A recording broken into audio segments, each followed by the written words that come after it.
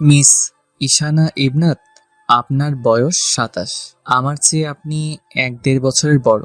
আপনি বিয়ে হবার যোগ্যতা রাখেন না। আসতে পারেন। গম্ভীর গলায় রাত আনসারি অপর প্রান্তে থাকা ঈশানাকে কথাগুলো বলল। অসহায় ভঙ্গিতে ঈশানা রাতের দিকে তাকিয়ে রইল। রাত ফাইল নড়াচড়া করতে ব্যস্ত। ঈশানা হাল না ছেড়ে বিনয়ী স্বরে বলল, আমাকে একটিবার সুযোগ দেওয়া যায় না স্যার? অন্যদের তুলনায় চাকরিটা আমার ভীষণ প্রয়োজন। রাত কাগজগুলোতে চোখ বুলাতে বুলাতে গম্ভীর কণ্ঠেই বলল, প্রথমত, আপনি আমার থেকে বড়। দ্বিতীয়ত, আপনি গ্র্যাজুয়েশন কমপ্লিট করেননি।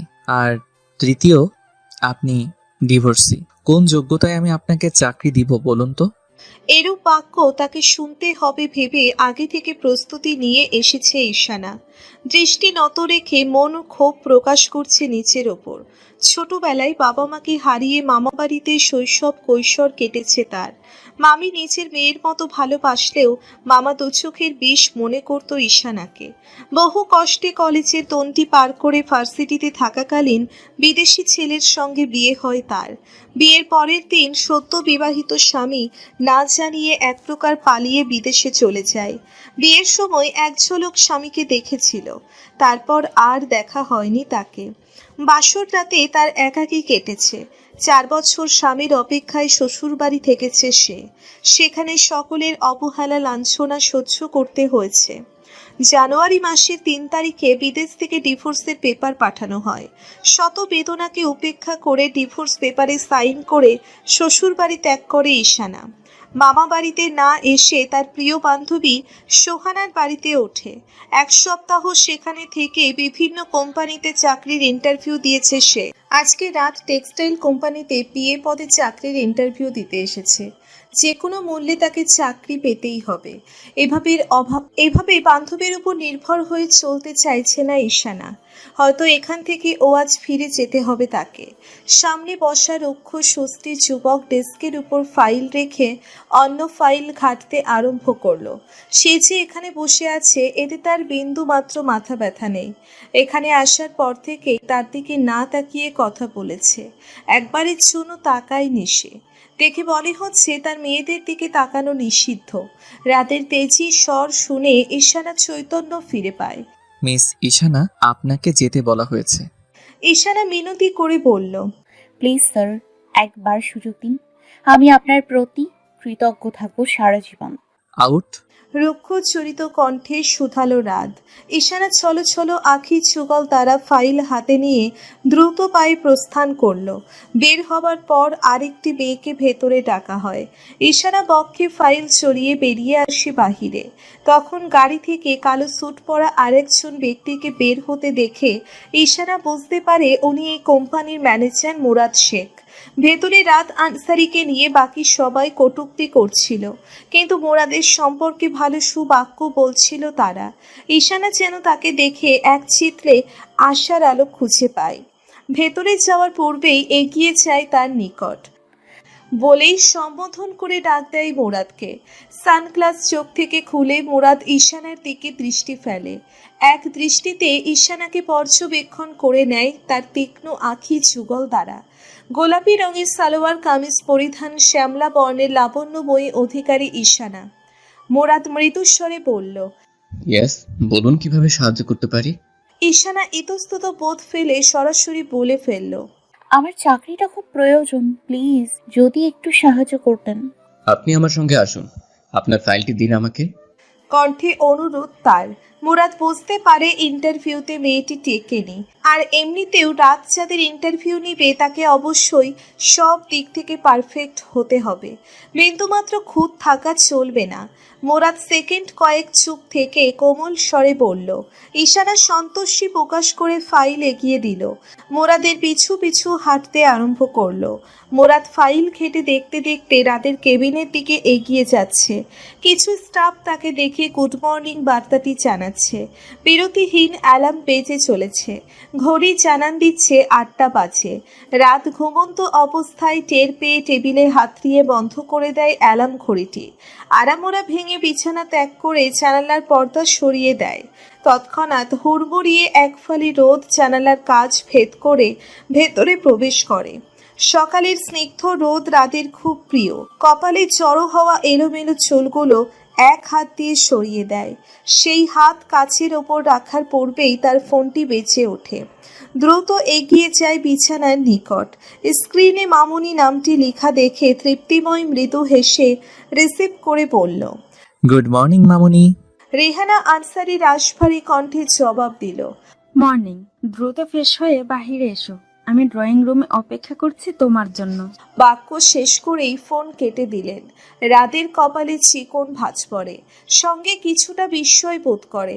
হঠাৎ তার মামনি সিলেট থেকে ঢাকায় এসেছে, এমনকি তাকে না জানিয়ে। বেশ ভাবাচ্ছে তাকে। আপাতত এসব পাশে রেখে ফ্রেশ হতে চান। রেহানা আনসারি সোফা থেকে জানালার কাছে ঘেঁষে দাঁড়ালো। পরনে তার বেগুনি রঙের সিল্কের শাড়ি, হাতে সোনালি রঙের দামি ঘড়ি, চোখে রয়েছে মোটা ফ্রেমের চশমা। আদলে ফুটে আছে একরাশ গরু গম্ভীর ভাব। বয়স আনুমানিক 40 কি 45 হবে। সিলেটি মেয়ে রেহানা 25 বছর আগে রেজাউল আনসারির সঙ্গে বিবাহ বন্ধনে আবদ্ধ হন তিনি। ঢাকায় রেজাউল আনসারির নিজস্ব টেক্সটাইল ফ্যাক্টরি রয়েছে। রাদের বয়স যখন 3 বছর, আমেরিকায় যাওয়ার পথে হাঁপানি রোগে আক্রান্ত থাকায় শ্বাসকষ্টে মৃত্যুবরণ করেন তিনি। তারপর থেকে রেহানা আনসারির শুরু হয় নতুন জীবনের পথ চলা। স্বামীর ভালোবাসাকে আঁকড়ে ধরে এবং ছেলের মুখের দিকে তাকিয়ে তিনি দ্বিতীয় বিয়ে করেননি।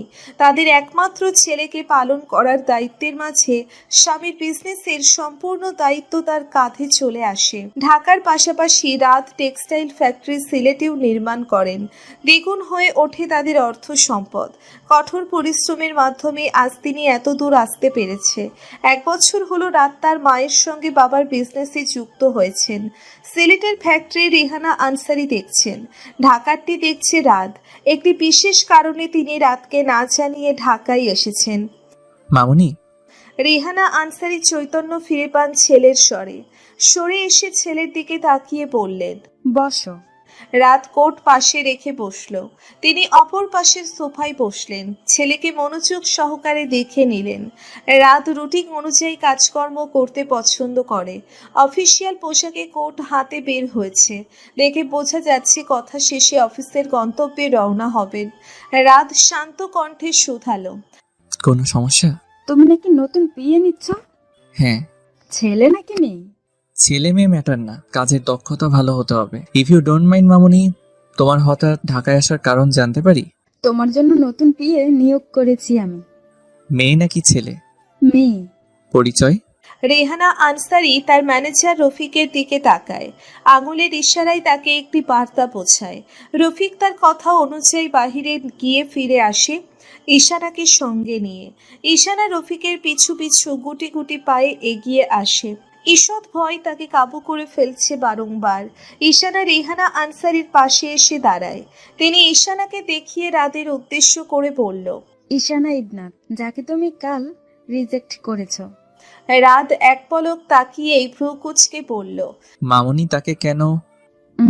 বাকি অংশ শেষ করার পূর্বেই হাত জাগিয়ে রাতকে থামান। তিনি বলেন, অনেক ক্ষেত্রে পড়াশোনার দক্ষতা দেখতে হয় না, কাজ ও বুদ্ধির দক্ষতাও দেখতে হয়। ঈশানা বুদ্ধিমতী, পরিশ্রমিক একটি মেয়ে। আজ থেকে ও তোমার পিএ। চেহারার বিরক্তি ভাব নিয়ে নজর ফিরিয়ে নিল রাত। মামনির কথার ঊর্ধ্বে কথা বলার সাহস দেখালো না। তাকে যেমন শ্রদ্ধা করে তেমনি কিঞ্চিত ভয় করে চলে। ছেলের নাক মুখ কুচকানো দেখে তাতে তার কিছু চাই আসে না। তিনি গরু গম্ভীর কণ্ঠে শুধালো, অফিসিয়াল কাজের পরও সে তোমার বাড়িতে সার্ভেন্ট হিসেবে কাজ করবে। তুমি তোমার নির্দেশ অনুযায়ী সব কাজ করাতে পারবে ঈশানাকে দিয়ে। ইউ মিন উনি আমার বাড়িতে থাকবে? আঙ্গুল তুলে ঈশানাকে দেখিয়ে বলল রাত। অফকোর্স। রাদের চোখে মুখে বিরক্তির সঙ্গে সঙ্গে কিঞ্চিত রাগ এসে ভর করল। মুখে কিছু না বললেও মনে মনে ঈশানার প্রতি ভীষণ ক্ষোভ জন্মাচ্ছে তার। নেহাত মামনির সামনে নয়তো ঘাড় ধাক্কা দিয়ে বের করে দিতে দ্বিতীয়বার ভাবত না সে। এই সামান্য একটি বিষয় নিয়ে সিলেট থেকে ঢাকায় এসেছে তার মামনি। এর পেছনে নিশ্চয়ই মোরাদের হাত রয়েছে। আপাতত রাত নীরব রয়ে যায়। রেহানা আনসারি ঈশানার সঙ্গে টুকটাক কথা বলছিল। অফিসে লেট হচ্ছে বলে ড্রয়িং রুম ত্যাগ করলো রাত। ঈশানা রাতের পিছু পিছু এলো। ওকে দেখে চোখ মুখ ঘুচিয়ে এলো তার। বিরক্তি প্রকাশ করে গাড়িতে উঠে বসে। ঈশানা পাশে বসতে নিলে জোরে সরে বলল, সামনে গিয়ে বসেন। আমার পাশে বসার যোগ্যতা আপনার নেই। অপমানসূচক কথা শুনে ঈশানা মুখ মলিন করে চুপচাপ সামনে এসে বসলো। ড্রাইভার গাড়ি চালাতে লাগলো। ঈশানাকে চাকরি দেওয়ার পিছনে নিশ্চয়ই তোর হাত রয়েছে। রাগ মিশ্রিত কণ্ঠে বলল রাত। মোরাদ ধীরে কণ্ঠে শুধালো, আই এক্সপ্লেইনড। আমি আন্টিকে শুধু ঈশানার কথা বলেছিলাম, কিন্তু সে যে তাকে তোর পিএ হিসেবে নিয়োগ দিবে জানতাম না। মামুনিকে কেন বলেছিস তার কথা? আমি বলিনি ইচ্ছে করে। তোর কেবিনে প্রবেশ করার পূর্বেই আন্টি আমাকে কল দেয়, তখন আমি এর বিষয়টি বলি। ঈশানা তখন আমার সঙ্গেই ছিল। কথার মাধ্যমে তাকে রিজেক্ট করার কথা বলাতে ঈশানার ডিটেলস জানতে চাই আন্টি। তারপর সে নিজ থেকে ঈশানার সঙ্গে ফোনে কথা বলে। এখন সে তোর পিএ। উফ। কপালে হাত রেখে বিরক্ত প্রকাশ করে রাত। খারাপ কোথায়? কদিন দেখ তার কাজকর্ম, ভালো না লাগলে আউট। রাত তবুও বিরক্ত বোধ করছে। মোরাদ আরো কিছু বলতে উদ্যত হতেই দরজায় নক পড়ে। ঈশানা বলেই ভিতরে আসার পারমিশন নেয়। রাত বিরক্তিকর কণ্ঠে ভেতরে আসার সম্মতি জানায়। ঈশানা ভেতরে এসে কফির মগ রেখে একটি ফাইল এগিয়ে দিয়ে মৃদুস্বরে পড়ল, না আপু দিয়েছে এটি। রাত কফির মগ হাতে নিয়ে ফাইল চেক করে। এক চুমুক দেওয়ার পর আর চোখে ঈশানের দিকে তাকায়। তারপর দুজনকে বেরিয়ে যেতে বলে। তারা প্রস্থান করে। রাত কফির মগ হাতে নিয়ে আরামদায়ক চুমু খাচ্ছে। তার মনে ধরেছে ঈশানার বানানো কফি, যেটা কেউ কখনো আগে তাকে বানিয়ে খাওয়াতে পারেনি। ঈশানা তার কেবিনে এসে বসার পর সোহানার ফোন আসে। রিসিভ করে সে। বল সুহানা। চাকরিটা কি হয়েছে? হ্যাঁ, রেহানা ম্যামের জন্য সম্ভব হলো এটা। আমি জানি তো, উনি খুব ভালো মানুষ। তোর সাথে কি তার আগে থেকে পরিচয়? আরে না না, এমনি বললাম। দীর্ঘশ্বাস নিয়ে বলে, মনে হচ্ছে রাত বেশি জ্বালাতন করছে। এমন নয়, বেশ অহংকারী তাই। বড় লোকের ছেলে বলে কথা। তাই বাকি অঙ্ক বলার পূর্বে ল্যান্ডলাইনে টেলিফোন বেজে ওঠে। ফোন রেখে টেলিফোন রিসিভ করে জানতে পারেন রাত তাকে ডাকছে। দ্রুত এগিয়ে যায় ওর কেবিনে। ভেতরে প্রবেশ করতেই রাত ভারী কণ্ঠে বলল, মিস ঈশানা, এটা ফোনে কথা বলার জায়গা নয়, কর্মস্থান। দ্বিতীয়বার এমন ভুল যেন না হয়। Sorry sir. মৃদুস্বরে মাথা নত রেখে বলল ঈশানা। সে বুঝতে পারে সিসিটিভির মাধ্যমে তাকে ফোনে কথা বলতে দেখেছে রাত। রাত চেয়ারে হেলান দিয়ে ডেস্কের উপর সবুজ রঙের ফাইল রেখে রাশভারী কণ্ঠে বলল, কাল নতুন কাপড়ের স্যাম্পল টেস্ট করাতে ল্যাবে দেওয়া হয়েছে।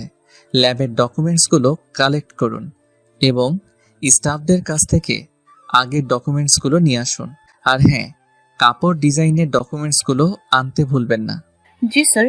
হ্যাঁ সম্মতি জানিয়ে ঈশানা বেরিয়ে যায় তার কাছে। রাত ঈশানাকে অধিক পরিমাণ কাজ করাতে চায়। চার তরুণ সে ক্লান্ত ও ধৈর্যহারা হয়ে নিচু থেকে কাজ ছেড়ে দিবে। দেখা যাক তার এই পরিকল্পনা কতটুকু সফলতা অর্জন করে। প্রথমে ল্যাবে, তারপর সব স্টাফদের কাছ থেকে ডকুমেন্টস কালেক্ট করতে করতে হয়রান হয়ে যায় ঈশানা। তবুও সে দমে থাকে না, কাজ চালিয়ে যায়। পুরো অফিসটি 5 তলা। রাদের কেবিন 5 তলায়। নিচ থেকে ওপরে, ওপর থেকে নিচে, আস্তে আস্তে ঈশানার নাচেহাল অবস্থা। এই পুরো বিষয়টি মোরাদও বেশ ভালোভাবে লক্ষ্য করেছে। শেষে সে নিচেই রাদের কেবিনে আসে। কি শুরু করেছিস? হোয়াট? না বোঝার ভান ধরে বলল রাত। সে পরিশ্রমী মেয়ে, তোর এসবে কিছুতেই দমবে না। তার সম্পর্কে ভালো অভিজ্ঞতা আছে দেখছি তোর। এক ভ্রু উঁচু করে বলল রাত। তাচ্ছিল্য করা বন্ধ কর। আমি ভাবতে পারছি না উনি আমার বাড়িতে থাকবে। সার্ভেন্ট যেহেতু, অসুবিধা কোথায়? সার্ভেন্টদের আলাদা কোয়ার্টার রয়েছে। উনি তোর পার্সোনাল সার্ভেন্ট। তোর খেয়াল রাখার জন্য আন্টি তাকে নিয়োজিত করেছে। ছোট্ট বেবি আমি তাই। মেয়েকে রাগ দেখিয়ে বলল রাত। হপ। পরিহাস করে বলল মুরাদ। ধমক দিল রাত। বাকি আলোচনা করার আগেই ঈশানা এক গাদা ফাইল নিয়ে প্রবেশ করে। ডেস্কের উপর রেখে হাঁপাতে হাঁপাতে বলল, আপনি এগুলো দেখতে থাকুন স্যার, বাকিগুলো আনছি এক্ষুনি। বলেই তড়িঘড়ি করে বেরিয়ে যায় কেবিন থেকে। রাত মুরাদ ফাইলের উপর নজর বোলায়। মুরাদ তো ফিক করে হেসেই দেয়। রাত ভ্রু কুঁচকে বলল, হাসছিস যে? তোর কাজ এসে গেছে, নে চেক কর, চাপ নিস না। ঈশানা আরো আনছে। All the best, carry on carry on. Manager কে শুনি? একদম অজুহাত দিবি না।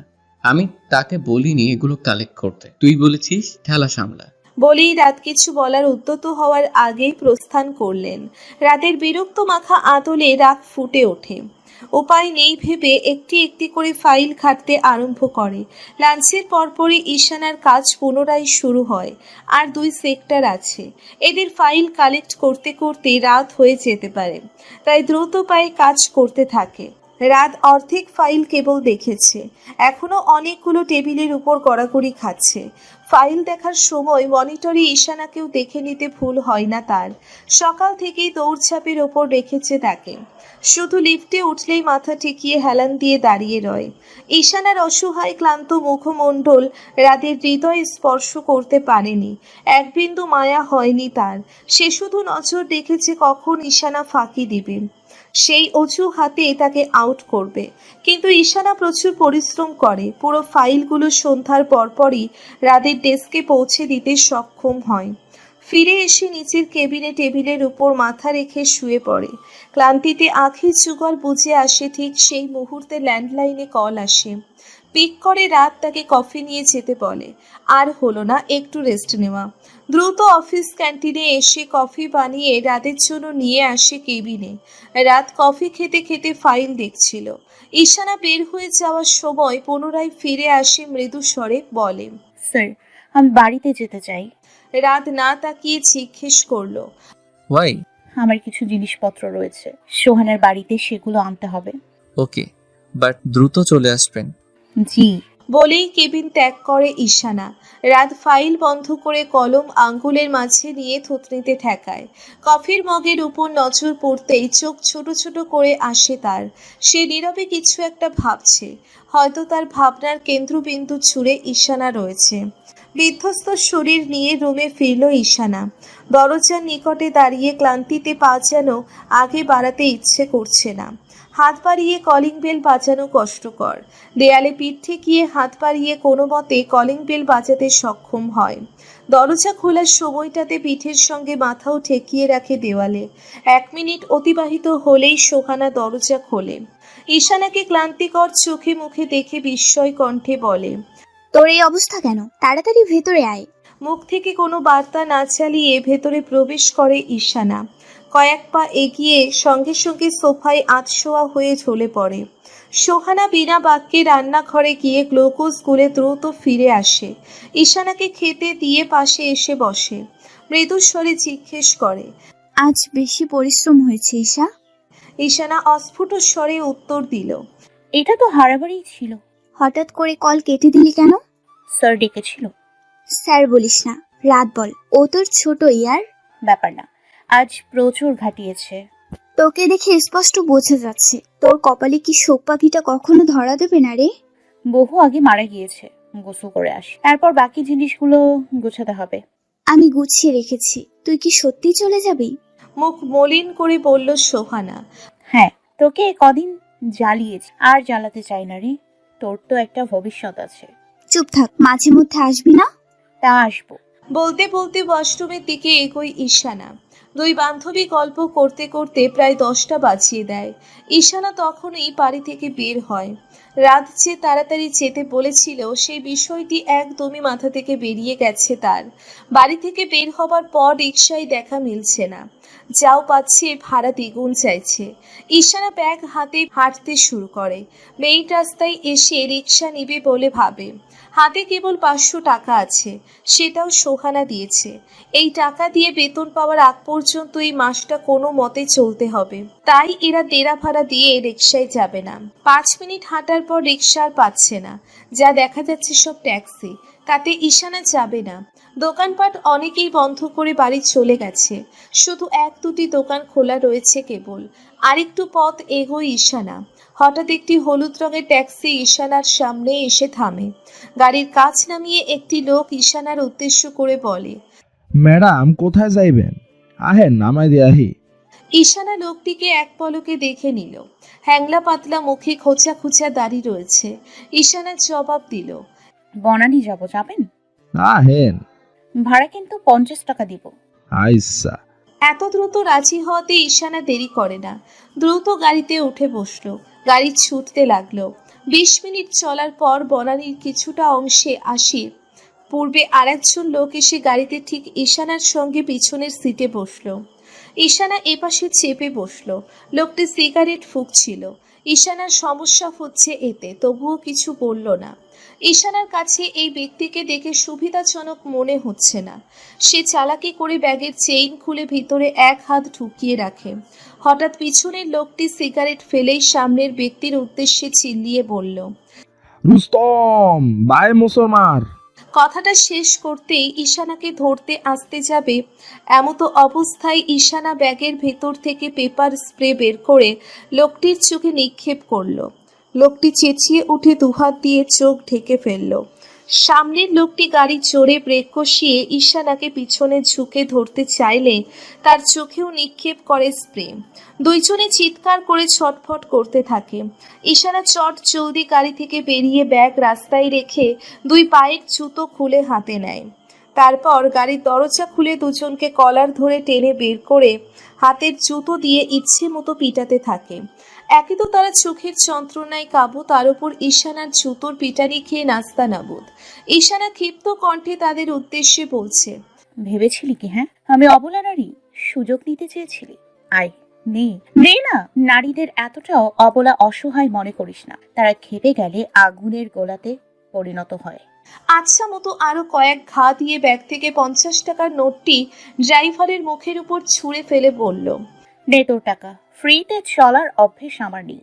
বলেই দ্রুত বেগে এগিয়ে যাচ্ছে ঈশানা। বাকিটুকু পথ সে হেঁটেই যেতে পারবে। ঈশানা চলে যাওয়ার পরপরই রাস্তার অপর পাশে মুরাদের গাড়ি দেখা যায়। গাড়ির ড্রাইভিং সিটে ছিল মুরাদ, পাশে ছিল রাত। ফাইলগুলো চেক করার দরুন তার অফিস থেকে বাড়ি ফিরতে লেট হয়। মুরাদও শেষ অবধি তাকে সাহায্য করতে বাধ্য হয়। ড্রাইভারকে পাঠিয়ে দিয়ে মুরাদের গাড়িতে চড়ে তার বাড়িতে যাবার জন্য রওনা হয়। তাদের বাড়ি একদম পাশাপাশি। মাঝ রাস্তায় এসে প্রথম লোকটির চিৎকার শুনে মুরাদ গাড়ি ব্রেক কষে। তড়িঘড়ি করে ঈশানাকে গাড়ি থেকে নামতে দেখে চুপ করে তারা পর্যবেক্ষণ করে পুরো বিষয়টি। ঈশানার সাহসিকতা দেখে বিস্ময়ে বিহ্বল তারা, বিশেষ করে রাত। তাকে রাত সহজ সরল স্বভাবের অবলা বাঙালি নারী মনে করেছিল, কিন্তু তার ধারণায় পরিবর্তন ঘটেছে এমন চমৎকৃত ঘটনা দেখে। ঈশানার সাহসিকতার সদৃশ রাত কিছুটা বিমুগ্ধ। মুরাদ স্মিত হেসে বলল, কি বুঝছি? Interesting character. নিঃসন্দেহে সে একজন বাঘিনীর পরিচয় দিয়েছে। রাত সেকেন্ড কয়েক চুপ থেকে মুরাদকে বলল, পুলিশকে ইনফর্ম করো, এই কালপিট দুটোকে গ্রেফতার করা উচিত। রাইট। বলেই মুরাদ পুলিশকে কল দিয়ে ঘটনাস্থলের অ্যাড্রেস জানায়। দুই বন্ধু চলে আসে বাড়িতে। সকালে রেহানা আনসারি যাওয়ার পূর্বে ঈশানাকে বাড়ির অপর চাবিটি দিয়ে যায়, তাই বাড়িতে প্রবেশ করতে তার অসুবিধে হয় না। রাত এসেছে বুঝতে পেরে দরজা খুলে দেয় ঈশানা। রাত রাস্তার ঘটনাটি লুকায়িত রেখে গম্ভীর কণ্ঠে জিজ্ঞেস করে, আপনাকে দ্রুত আসতে বলা হয়েছে, এখন কটা বাজে দেখেছেন?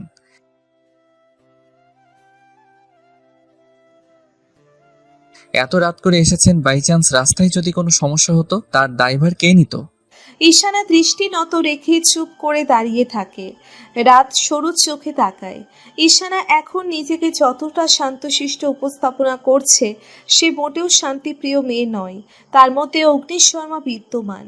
রাত স্বাভাবিক কণ্ঠে বলল, খাবার সার্ভ করুন। বলেই অগ্রসর হয় রুমের দিকে। ঈশানা খাবার সার্ভ করে। কিছুক্ষণ বাদে রাত ফেরে। ঈশানা দৃষ্টি নত রেখে দাঁড়ায়। রাত খাবার খাওয়ার পর্যন্ত সেভাবেই দাঁড়িয়ে থাকে। চলে যাওয়ার পর সব এঁটো থালাবাটি ধুয়ে মুছে গুছিয়ে রুমে ফেরে। কাল শুক্রবার ছিল, হয়তো তার অফিসে না যাওয়া হতে পারে। নরম বিছানায় গা এলিয়ে দেয়। আগের কিছু স্মৃতি ভাবতে ভাবতে ঘুমিয়ে যায় ঈশানা। সুরভি খাতুন পুরনো একটি ছবির অ্যালবামের ওপর হাত বোলাচ্ছেন। সেখানে রয়েছে ঈশানের মা, সে নিজে, আরও একটি অচেনা মেয়ে। এটি তার প্রিয় দুজন বান্ধবীদের সঙ্গে তোলা বেশ পুরনো ছবি। শেষ স্মৃতি হিসেবে এটাই রয়েছে। সুরভি খাতুন ঈশানার মামাকে পছন্দ করে বিয়ে করেছিল। ঈশানার জন্মের আগে বাবা মারা যায় ডায়রিয়া রোগে আক্রান্ত হয়ে। ঈশানাকে জন্ম দেওয়ার পর মৃত্যু হয় তার। রয়ে যায় শুধু ঈশানা। একমাত্র মামা ঈশানাকে অভিশপ্ত বলে মনে করে। ছোট থেকে মামার অনাদরে বড় হয়েছে ঈশানা। তবে সে ঈশানাকে পরিপূর্ণ আদর দিয়েছে ঠিক তার সন্তানের মতো। স্বামীর কাশির শব্দ শুনে তিনি ফ্রেমটি ড্রয়ারে রেখে দিলেন। লাইট অফ করে শুতে এলেন, কিন্তু চোখের পাতায় ঘুমের দেখা নেই। তারপর ভাবনা চুরে রয়েছে ঈশানা। অভাগিনী যেখানে আছে ভালো থাকে, তৎক্ষণাৎ দোয়া করেন তিনি। বের হ বাড়ি থেকে, বের হ কুত্তা। দোড়ো দোড়ো করে বাদামি রঙের কুকুরের ছানাটিকে বের করে দিল ঈশানা। দরজা লাগিয়ে পিছনে ফিরতেই রাদের সঙ্গে চোখাচোখি হয়। সে চোখ নামিয়ে নেয়। রাত গম্ভীর কণ্ঠে জিজ্ঞেস করে, টাইসনকে কোথাও দেখেছেন? ঈশানা একবার তাকিয়ে চোখ পুনরায় সরিয়ে মৃদু স্বরে জবাব দিল, মানে কুকুরের বাচ্চা? ওর নাম টাইসন, ওই নামই ওকে ডাকবেন। বিমর্ষ কণ্ঠে বলল, তবুও তো কুত্তার বাচ্চাই, নাম রাখলেই তো আর জাত পরিবর্তন হয় না। বিড়বিড় করে বলল ঈশানা। কিছু জিজ্ঞেস করেছিলাম। ঈশানা নিরুত্তর থেকে দরজা খুলে টাইসন বাহির থেকে রাতকে দেখে দৌড়ে ভেতরে আসে। টাইসনকে রাত কোলে উঠিয়ে একগাদা আদর আদিক্ষেতা দেখানো শুরু করে। পাশে দাঁড়িয়ে ঈশানা আর চোখে দেখে নেয়। শেষ হলে ঈশানার উদ্দেশ্য করে বলে, আমার সঙ্গে টাইসনের যত্ন নেবেন আপনি? হ্যাঁ কা। মনে মনে বলল, তবে মনের কথা বাহিরে প্রকাশ না করে হ্যাঁ সম্মতি জানায়। রাত টাইসনকে নিয়ে রুমের দিকে এগোয়।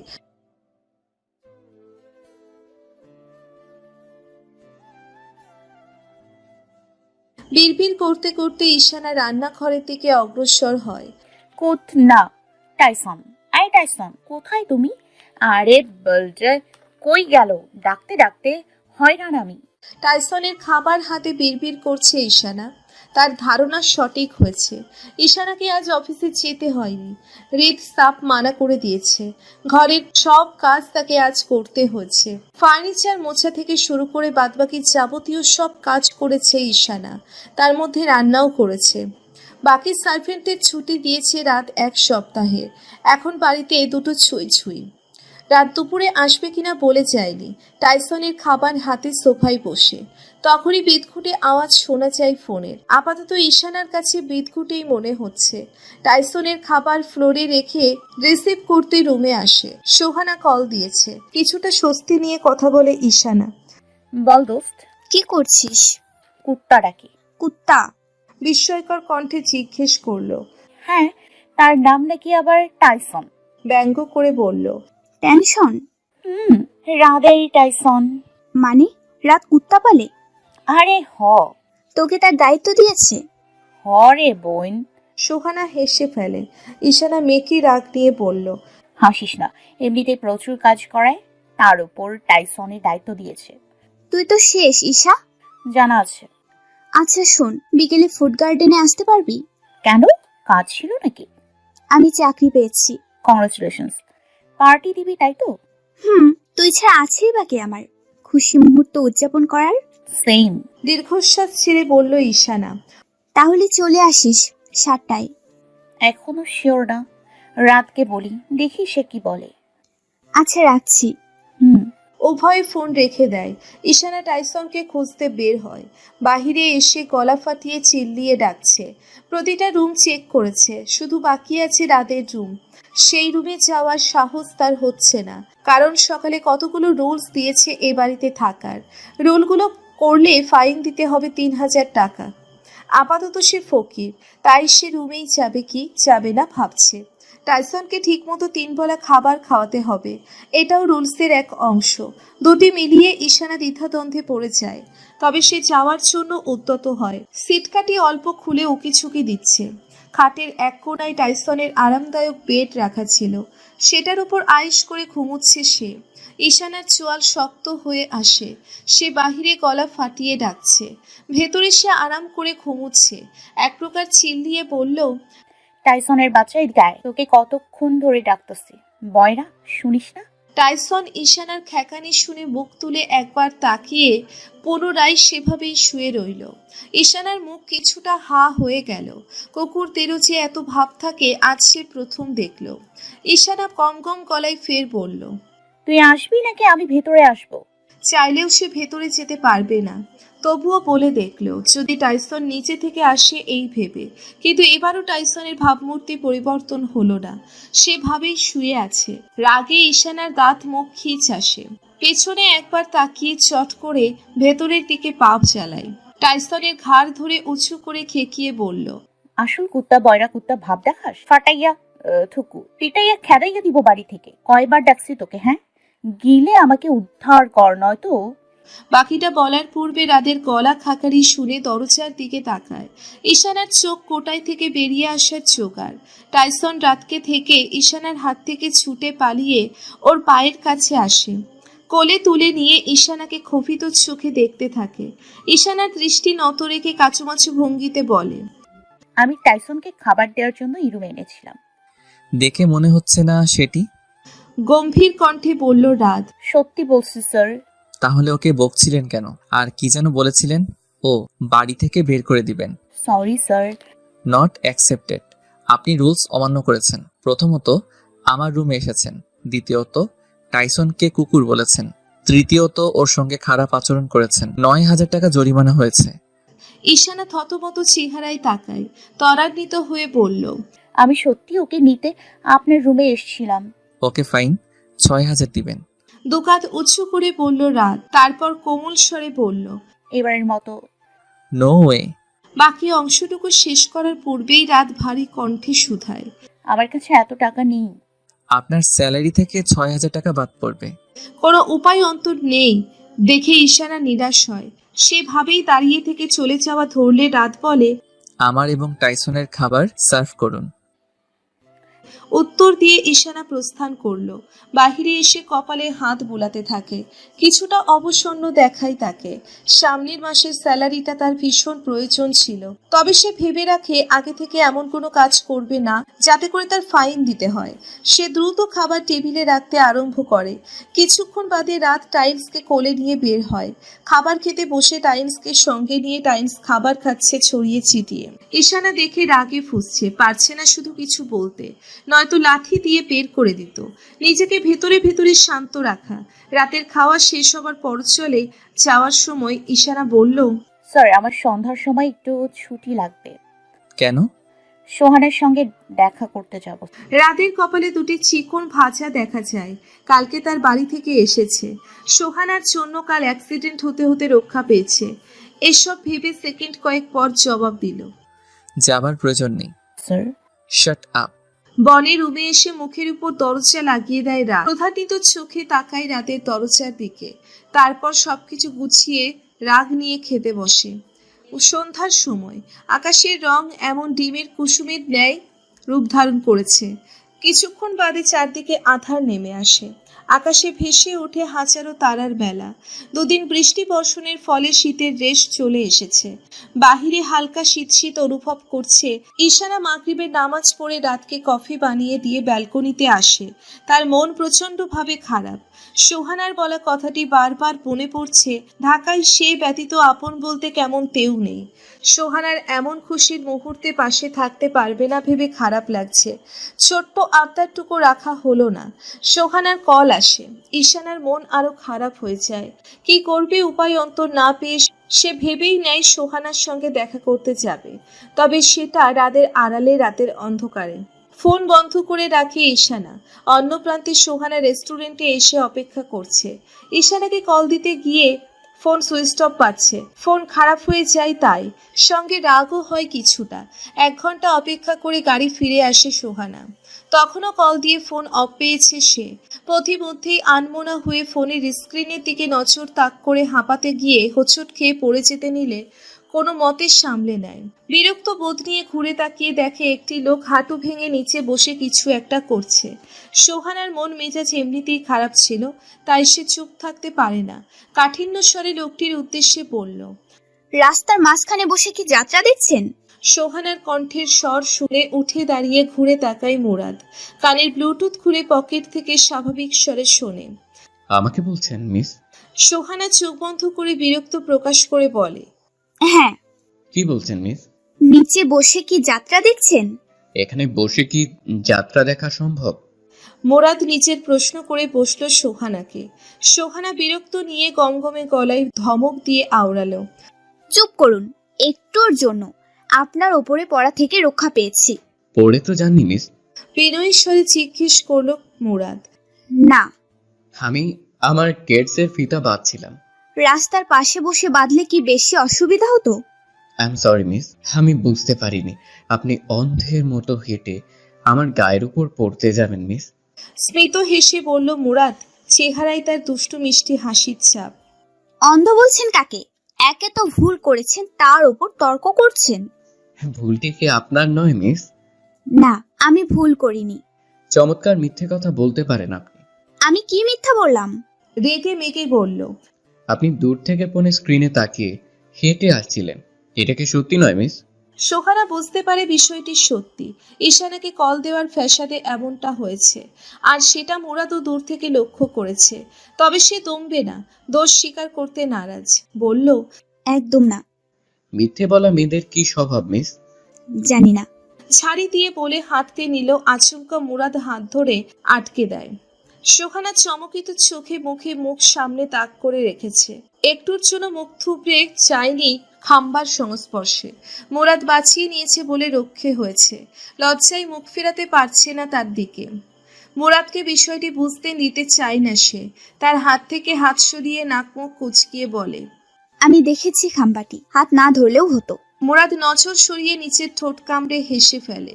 সে জানে এটি তার মিথ্যে বয়ান। মেয়েরা বুঝি এমনই হয়, হেরে যাবে তবুও হার মানতে প্রস্তুত নয়। সোহানা মুরাদের হাসি মাখা মুখশ্রী দেখে দ্রুত পায়ে প্রস্থান করতে চাইলে এবার আর শেষ রক্ষা হলো না। ইটের টুকরোর সঙ্গে পা বাঁধা লেগে ধপাস করে কাতর হয়ে পড়ে যায়। মুরাদ সহ কিছু লোকদের নজরে দৃশ্যটি পড়ে। তারা সোহানার অসহায়ত্ব দুর্দিনে দাঁত বের করে হাসছে। রাগে দুঃখে সোহানার কাঁদতে ইচ্ছে করছে। মুরাদ চটপট পায়ে এগিয়ে আস্তে আস্তে বলল, আমি আপনাকে উঠতে সাহায্য করব মিস? দরকার নেই। বাক্যটি ছুড়ে দিয়ে হন্ততন্ত হয়ে উঠে এক প্রকার দৌড়িয়ে জায়গা প্রস্থান করলো। মুরাদের ঠোঁটের হাসি এবার আরো চওড়া হয়ে এলো। টোল পড়া গাল দুটো তার শোভনীয় ভাব ফুটে উঠেছে সোহানার কার্যক্রম দেখে। টিকটিক করে ঘড়ির কাঁটা জানান দিচ্ছে রাত 12:35 বেজে গেছে। ভুবন জুড়ে নেমে এসেছে নীরবতা। ঘরের ভিতরে ঈশানা মাথা নত করে দাঁড়িয়ে আছে। রাত দুহাত বগল দাবা করে গম্ভীর আদলে ঈশানাকে পর্যবেক্ষণ করছে। পাশেই রয়েছে টাইসন, তার নজরও ঈশানার ওপর। ঈশানা রাতের গম্ভীর ভাবমূর্তিতে ভীতিগ্রস্ত, যেন এক মুহূর্তেই ঝড় প্রবাহিত হবে। ঈশানা 11টা নাগাদ চুপি চুপি সোহানার বাড়িতে আসে। প্রথমে তো সোহানা রাগ করেছিল, কিন্তু পরক্ষণে ঈশানা সোহানার রাগ ভাঙতে সক্ষম হয়। এও জানায় রাত তাকে যেতে নিষেধ করেছে। দুই বান্ধবীর খুনসুটি চলে প্রায় 1 ঘন্টা। তারপরই ঈশানা বাড়ির উদ্দেশ্যে বের হয়। আসার সময় ভাগ্যক্রমে সে দিনের মতো ট্যাক্সি পেয়েছিল। যাওয়ার সময় নজরে রিক্সাও দেখা যাচ্ছে না। সে পড়ে যায় মহা বিপদে। শেষে সোহানার সাইকেল চালিয়েই বাড়ি ফিরতে হয়। বাড়ি ফিরতে 40 মিনিট চলে গেছে। চুপি চুপি বাড়িতে প্রবেশ করার সময়ও রাত ও টাইসনের দেখা মেলে। ড্রয়িং রুমে বসে তারা অপেক্ষা করছিল ঈশানার জন্য। রাতকে দেখে ঈশানার পরাণ উড়ে যাওয়ার উপক্রম। রাত উঠে এসে ঈশানার নিকটে দাঁড়ায়। আপাতত কারো মুখে বাক্য নেই। ঈশানা ছেলেদের পোশাক পরিধান করে বেরিয়েছিল। প্যান্ট, সাদা শার্ট, মাথায় কালো রঙের ক্যাপ। বেশ কিছুক্ষণ নীরবতা পালন করার পর রাত পকেটে হাত পুরে ঈশানার সামনে পায়চারি করতে করতে বলল, ভাগ্যিস টাইসন আপনার রুমের সামনে দাঁড়িয়ে চিল্লাচিল্লি করছিল, নয়তো জানতেই পারতাম না আপনি বাড়িতে নেই। নিশ্চয়ই বান্ধবীর বাড়ি থেকে ফিরেছেন। ঈশানা দ্রুত মাথা ঝাঁকালো। তারপর টাইসনের দিকে চোখ রাঙিয়ে এক নজর তাকিয়ে স্বাভাবিক করে ফেলে। যাওয়াটা এতই জরুরি ছিল? ঈশানা পুনরায় মাথা দোলায়। সাইকেলটি আপনার? ঈশানা ডানে বামে মাথা দোলায়, যার উত্তর না। 9,000 জরিমানা হলো। কিন্তু কোনো কথা হবে না। গম্ভীর কণ্ঠে শুধালো রাত। তারপর টাইসনকে নিয়ে রুমে ফিরল। ঈশানা ভেতরে ভেতরে টাইসনের জন্য ক্ষোভিত। রুমে এসে সুহানাকে বিষয়টি খুলে বলল। চিপা মাইট দে কুট্টাটারে। কিভাবে? আস্তে করে রুমে নিয়ে আসবি, খাবার দিবি আদর করার ছলে, পিঠে হাত বুলিয়ে কিল ঘুষি চিমটি পাচার করবি। হাতে তরচুনি দ্বারা অভিনয় করে বলল সুহানা। পরে যদি কামড় দেয় তখন তো আবার পেটে কুত্তার বাচ্চা হবে। আরে না, পালিত কুত্তাদের আগে থেকে ইনজেকশন দেয়া থাকে, তবে রাদের কুত্তাকে ইনজেকশন দেয়া? আমি কি জানি। থাকতোই, চিপা মাইট দেওয়ার কাম নাই। তাহলে ঘুমাতে দে, সকালে আইডিয়া দেবনে। আচ্ছা, রাখছি। রাত ঘুম থেকে জাগার আসেই ঈশানা নাস্তা তৈরি করে টেবিলে সাজানো শেষ। হয়রান হয়ে বিছানায় গা এলিয়ে দিতেই টাইসনের গলা শুনতে পেয়ে উঠে বসে। চোখ মুখ ঘুচে আসে নিমেষে। বাহিরে এসে শুধু টাইসনকে দেখতে পায়। রাত তখন রুমেই ছিল। ক্ষিপ্ত চোখে তাকিয়ে রয়। এই মুহূর্তে মন চাইছে এখনই লেজে পাড়া দিয়ে শিক্ষা দিতে, কিন্তু সে এটি করতে পারে না। কিছুক্ষণ বাদে রাত আসে। খাবার খেতে আরম্ভ করলে চেহারায় তৃপ্তি ভাব ফুটিয়ে ওঠে। ঈশানা বুঝতে পেরে অগোচরে স্বস্তির নিঃশ্বাস ছাড়ে। তারা একসঙ্গে অফিসে পৌঁছয়। আজ বাহিরের দেশ থেকে দুজন বায়ার আসবে, তাদের সঙ্গে রাতের মিটিং। তাই অফিসে পৌঁছে মিটিং রুমে প্রবেশ করে। মুরাদও কিছুক্ষণ বাদে অফিসে উপস্থিত হয়। 3 ঘন্টা বাদে মিটিং শেষ হয়। বায়ারদের বিদায় দিয়ে রাত মুরাদকে নিয়ে কেবিনে ফেরে। মুরাদ কাল রাতে সুহানার সঙ্গে দেখা হওয়ার ঘটনা খুলে বলে। রাতও খুব এনজয় করে বিষয়টি। তাদের হাসাহাসির মাঝে ঈশানা কফি নিয়ে রাজি হয়। রাত স্বাভাবিক হয়ে বসে। দুজনকে কফি দিয়ে ঈশানা বেরিয়ে যায়। কফি কিন্তু উনি ভালো বানায়, কি বলিস? ইয়া। রাত জবাব দেয়। তোর জন্য একটা সারপ্রাইজ আছে। কি? লিসা আসছে আজকে। বলতে বলতে মুচকি হাসে মুরাদ। রাত কিঞ্চিত বিরক্ত বোধ নিয়ে বলল। কেন? আন্টি তাকে সিনিয়র অপারেটর হিসেবে নিয়োগ দিয়েছে। মামুনি আমাকে না বলে? লাস্টের টুকু বলে না রাত।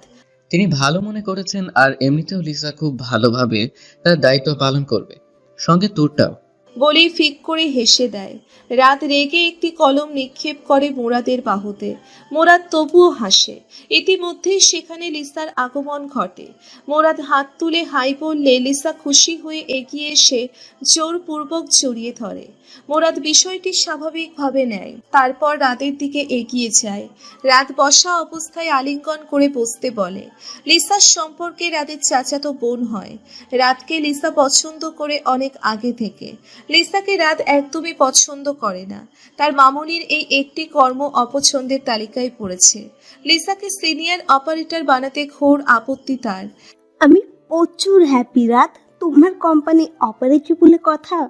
লিসা বিমোহিত কণ্ঠে শুধালো। মুরাদ না চাইতেও লোক দেখানো হাসি প্রদান করে। রাত গাম্ভীর্য বজায় রেখে লিসার কথা শুনেছে। লিসা ফের বলল। এবার দেখবে কোম্পানি কোথা থেকে কোথায় নিয়ে দাঁড় করাই। চাঁদের দেশে ট্রান্সফার করবে নাকি? মুরাদ মজার ছলে বলে। নো ইয়ার, টপে উঠবার কথা বলছি। হো। রাত চলো বাইরে ঘুরে আসি। রাত পাশে রাখা ফাইলগুলো সামনে এনে দেখার ভাব করে বলল। আমার কাজ আছে, তুমি বরং মুরাদকে নিয়ে যাও। মুরাদ লিসার অগোচরে ঠোঁট কামড়ে রাতকে শাসায়। লিসা তাকাতেই মুখশ্রী পরিবর্তন করে ফেলে হাসি ঝুলাই ঠোঁটে। লিসা মুরাদের হাত ধরে টেনে নিয়ে যেতে থাকে। বাজেভাবে ফেসেছে সে। রাত বুঝতে পেরে স্মিত হাসে। মুরাদ প্রতিজ্ঞাবদ্ধ হয়, এর উসুল নেবে। তারা চলে যেতেই রাত রেহানা আনসারিকে কল দিলেন। মামুনির সঙ্গে কথা বলতে বুঝতে পারলেন তিনি তার সিদ্ধান্তে অটল। লিসাই সিনিয়র অপারেটর হিসেবে থাকবেন। 1 ঘন্টা পর লিসার বকবকানি শুনে মুরাদের অবস্থা করুণ। ফুড গার্ডেন রেস্টুরেন্টে এসেছে তারা কফি খেতে। আধা ঘন্টা যাবৎ লিসার বাচালতা চলছে। বিরক্তিকর কথাবার্তা শুনে মুরাদের মন চাইছে নিজের গলা নিজেরই চেপে ধরতে। শুধু পারছে না মানবতার খাতিরে কিচ্ছুটি করতে। অলরেডি 3 মগ কফি বিনাশ করেছে লিসা, অথচ মুরাদ 1 কাপ নিয়ে ঝুলে আছে। পুনরায় লিসা কফি অর্ডার করার সময় কাল রাতের সেই মেয়েটিকে নজরে পড়ে তার। সোহানা ক্যাশ কাউন্টে বসেছিল। এই রেস্টুরেন্টে চাকরি নিয়েছে। মোরাদের মাথায় বুদ্ধির দক্ষতা নাড়া দিয়ে ওঠে। লিসার বকবকানি পুনরায় আরম্ভ করার পূর্বেই মুরাদ সোহানের দিকে দেখিয়ে বলল, দেখো নিসা, ওই মেয়েটি আমার গার্লফ্রেন্ড, এতক্ষণে এসেছে কাজে। কতক্ষণ ধরে অপেক্ষা করতেছি। তুমি বসো, আমি আসছি লিসা। লিসা কিছুটা আহম্মক হয়ে গেছে। মুরাদ নিচু রক্ষার্থে সোহানার নিকট এসে সরস বাক্যে সোহানাকে ডাকল। Hello miss. সোহানা চমকিত হয়ে চোখ তুলে তাকায়, কপাল কুঁচকে মুরাদকে দেখছে। মুরাদ পুনরায় বলল, কথা বলছে না কেন মিস? আপনি এখানে কেন? কফি খেতে এসেছি। তো কফি পান করুন, আমাকে ডিস্টার্ব করবেন না। আপনাকে ডিস্টার্ব না করলে আমি আপাতত মারা যাব মিস। মানে? বিস্ময়কর কণ্ঠে জিজ্ঞেস করে সোহানা। আসলে তোমার গার্লফ্রেন্ডের সঙ্গে আমার পরিচয় করাবে না মুরাদ? বাকিটুকু বলার আগেই লিসা পেছন থেকে এসে বলল মুরাদকে। সোহানা ভ্যাবাচাকা খেয়ে তাকিয়ে রয়েছে। মুখ খুলে বলার পূর্বেই মুরাদ সোহানার গলায় ঝুলানো আইডি কার্ড থেকে সোহানার নামটি পড়ে নিয়ে বলল, এই হলো সোহানা, আমার এক পিস গার্লফ্রেন্ড, আর ও হচ্ছে লিসা। কাল রাতে আমাদের মধ্যে একটু কথা কাটাকাটি হয়েছে, এই জন্য রেগে আছে সোহানা। মানে কি? থতমত খেয়ে বলে সোহানা। তুমি মানিকে মাগে হিটে গানটির কথা বলছো না? হ্যাঁ, গানটি শুনেছি আমি, খুব পছন্দ হয়েছে আমার। এবার প্লিজ রেগে থেকো না, নাম্বার ব্লক লিস্টে রেখো না। এই কার্ডের নিচের নাম্বারটি আমার কল দিও না, মিস কল দিও প্লিজ সোহানা। বলতে বলতে পকেট থেকে একটি ভিজিটিং কার্ড সোহানার নিকট এগিয়ে দেয় মুরাদ।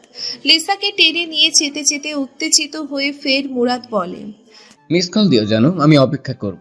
রেস্টুরেন্ট থেকে বেরিয়ে গেল তারা। সোহানা নির্বোধ দৃষ্টিতে তাদের যাওয়া দেখেছে।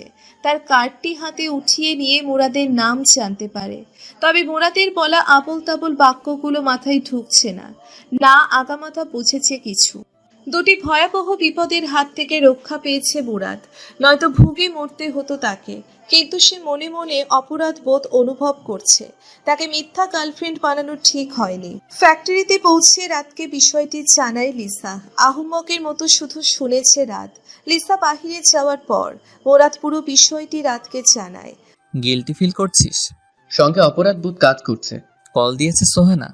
এখনো দেয়নি। ওয়েট কর। সব দোষ তোর। সরি। একদমই হাসবি না। মৃদু হেসে বলল রাত। রাত তবুও হাসে। বাহিরে লিসা সবার সঙ্গে পরিচিত হয়ে নেয়, কিন্তু ঈশানার সঙ্গে কথা বলে না। আগ বাড়িয়ে কথা বলতে এলেও লিসা গম্ভীর মুখশ্রী নিয়ে চলে যায়। কিছুক্ষণ বাদে যখন লিসা রাতের কেবিনে আসে, রাতের মাধ্যমে জানতে পারে ঈশানা ওর পিএ। লিসা রাতকে আরো জিজ্ঞেস করে, উনি কোথায় থাকে? আমার বাড়িতে। হোয়াট? মামনি তাকে আমার পিএ হিসেবে নিয়োগ দিয়েছেন। বাড়িতে থাকার মানে কি? তিনি আমার সার্ভেন্টও। ও, তাকে আপনি বলে সম্বোধন করছে যে? তিনি আমার 1-1.5 বছরের বড়। আচ্ছা। লিসা মনে মনে খুশি হয় বিষয়টি জেনে। যেটুকু মনে সংশয় ছিল ঈশানাকে নিয়ে, সেটুকু কেটে গেছে লিসার। হেই, আপনি আমাকে গার্লফ্রেন্ড বলে সম্বোধন করলেন কেন? আমি তো আপনার গার্লফ্রেন্ড নই। ফোনে এক প্রকার চিল্লিয়ে বলল সোহানা। বাঁচার জন্য মিস। স্পষ্ট করে বলুন। আমার সঙ্গে যে মেয়েটি ছিল, ওর বকবকানি থেকে রক্ষে পাওয়ার জন্য এই পদ্ধতি অবলম্বন করেছি মিস। হাইরে লজিক, মিথ্যা বলবেন না একদম।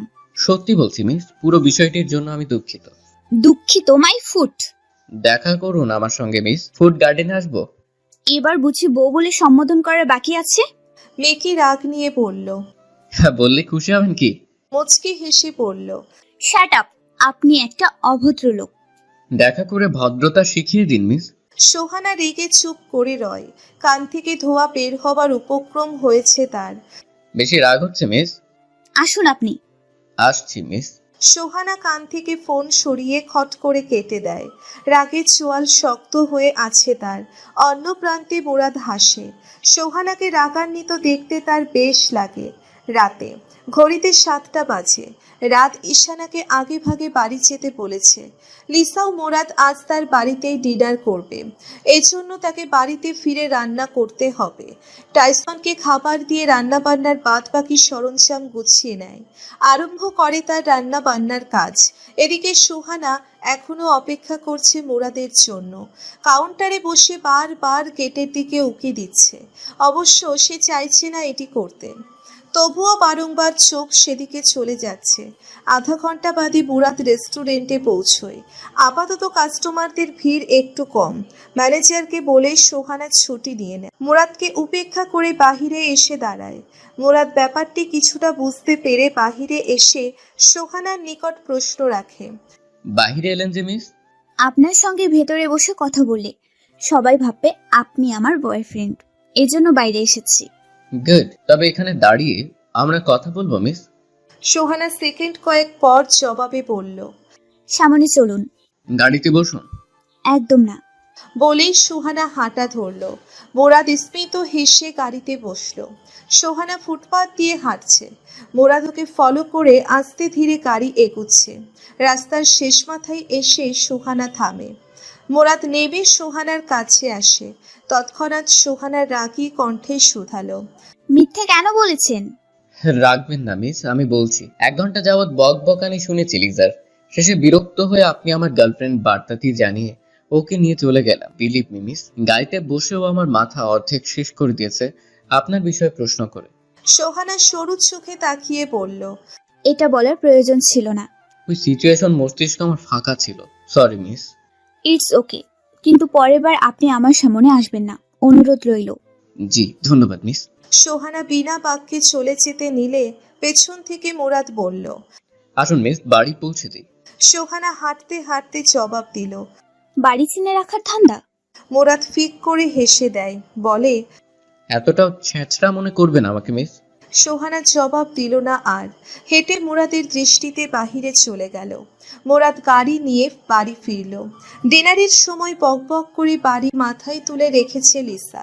সকলের সঙ্গে টাইসনও বেশ বিরক্ত। শেষে রাত বিরক্ত হয়ে লিসার উদ্দেশ্য করে বলে।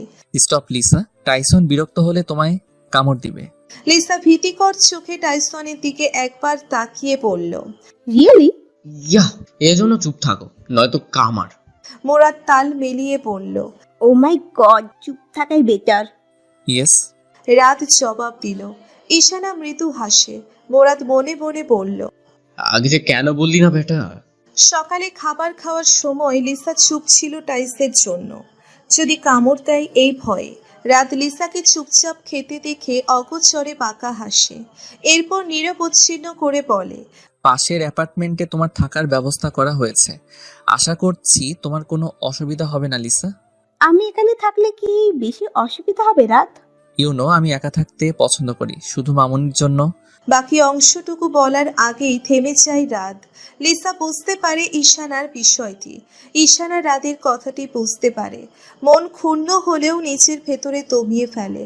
লিসা টাইসনকে দেখিয়ে বলল।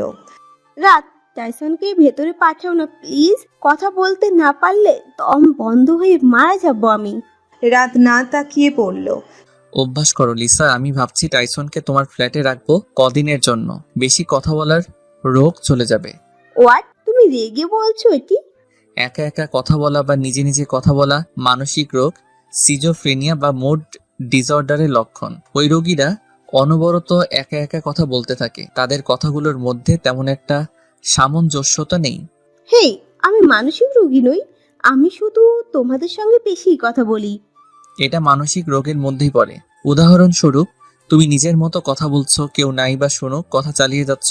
সে যে তোমার উপর বিরক্ত বোধ করছে, এতে তোমার ভ্রুক্ষেপ নেই। তার মানে হলো তুমি কথা বলছো, সে তোমার কথা শুনছে না এবং কিছু বলছে না। সো এটা নিজে নিজে কথা বলা একসময় মানসিক রোগীদের পরিণত হবে। আগে থেকে তোমাকে সাবধান করলাম। শেষেরটুকু বলে রাত কোর্ট হাতে বেরিয়ে যায়। লিসা থুতনিতে হাত রেখে ভাবে রাত আসলে কি বলে গেল, কারণ তার মস্তিষ্কে এইসব বার্তা প্রবেশ করতে সক্ষম। রাত, আমিও আসছি, ওয়েট। চিল্লিয়ে বলে লিসা। তার পার্স নিয়ে বের হয়। ঈশানা টাইসনের কাছে ঝুঁকে এসে বলল। যাক, তোকে দিয়ে একটি কাজ তো হয়েছে টাইসন। ঈশানার কথা শুনে টাইসন লেজ গুটিয়ে চলে যায়। বিরক্ত হয় ঈশানা। মাঝে মধ্যে টাইসনের আচরণ ঠিক রাতের মতোই রূপ নেয়। হতেই হবে, রাতের টাইসন বলে কথা। ফুড গার্ডেনে আজ পার্টির আয়োজন করা হয়েছে মাহুতাবুর কোম্পানি থেকে। ডেকোরেশনের কাজ সম্পূর্ণ সোহানার ওপর। সকাল থেকে লেগেছে, এখন বেলা বাজে 2টা। খাওয়ার ফুরসতও মেলেনি তার। 4টেই সম্পূর্ণ কাজ শেষ করে খেতে বসে দুপুরের খাবার। রাতে তাকেও পার্টিতে উপস্থিত থাকতে হবে ম্যানেজারের নির্দেশে। তাকে দায়িত্ব দেওয়া হয়েছে মোট কতজন আসবে পার্টিতে তার লিস্ট করতে হবে। খাবার খেয়ে বাসায় এসে বিশ্রাম নিয়ে সন্ধ্যার দিকে রেস্টুরেন্টে আসে। নিমন্ত্রণ করা লোকজন ইতিমধ্যে আসতে শুরু করেছে। সোহানার কাজ আরম্ভ হয়। ঈশানা রাতের কাছ থেকে আধা ঘন্টার সময় চেয়ে সোহানার সাইকেল নিয়ে বের হয়েছে ওর সঙ্গে দেখা করতে। কল দিয়েও সাড়া না পেয়ে সোহানার বাড়িতে এসেছে সে, কিন্তু তালা ঝোলানো দেখে হতাশ হয়। দরজার সামনে সাইকেল তালাবন্ধ করে চলে আসে অফিসে। আজ রাত সহ বাকি কিছু স্টাফদের পার্টিতে যেতে হবে। রাত, মুরাদ, লিসা নিজেদের পোশাক পরিবর্তন করলেও ঈশানা অফিসিয়াল কোট প্যান্টে রয়েছে। বিষয়টি রাত স্বাভাবিকভাবে নিলেও মুরাদ লক্ষ্য করে এবং রাতকে জানালে সে তেমন পাত্তা দেয় না। মুরাদ এই বিষয়ে লিসার কাছে সাহায্য চাইলে লিসা আপত্তি করে না, কেননা বড় হবার সুবাদে ঈশানার প্রতি এখন রাতের ক্ষোভ নেই। সে নিচের একটি ড্রেস ঈশানাকে পরার জন্য দেয়।